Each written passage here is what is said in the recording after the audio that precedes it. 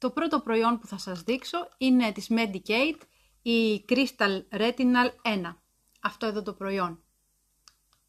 Είναι η πιο ήπια εκδοχή ρετιναλδεΐδης που υπάρχει, με ενθυλακωμένη φόρμουλα και σταδιακή απελευθέρωση μέσα στη νύχτα.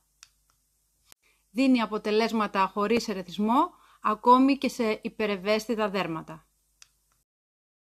Το επόμενό μας προϊόν είναι από Geek & Gorgeous, το A-Game 5. Η πιο προσιτή επιλογή με 0,05% ρετιναλδεΐδη.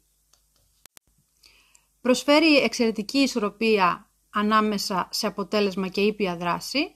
Αν θέλετε να ξεκινήσετε οικονομικά αλλά αποτελεσματικά, αυτή είναι η πιο value for money επιλογή. Το επόμενο προϊόν είναι από Medik8, Intelligent Retinol Smoothing Night Cream. Το προϊόν αυτό περιέχει 0,2% ρετινόλη, βραδίας αποδέσμευσης, μαζί με βιταμίνη Ε και εκχύλισμα Dragon Fruit.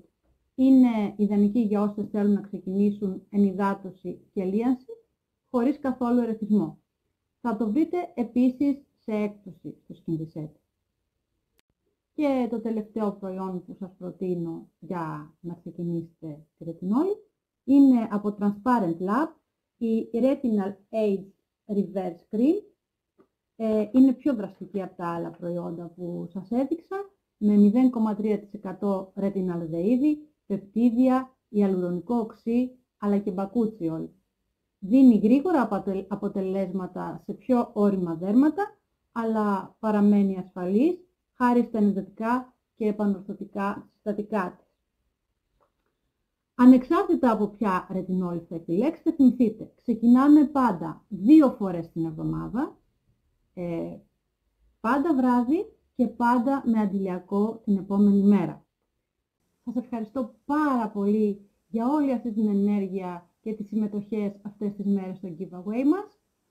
Σας φιλώ, τα λέμε αύριο με ένα άλλο θέμα έκπληξη, πάλι για τη ρετινόλη. Σας χαιρετώ.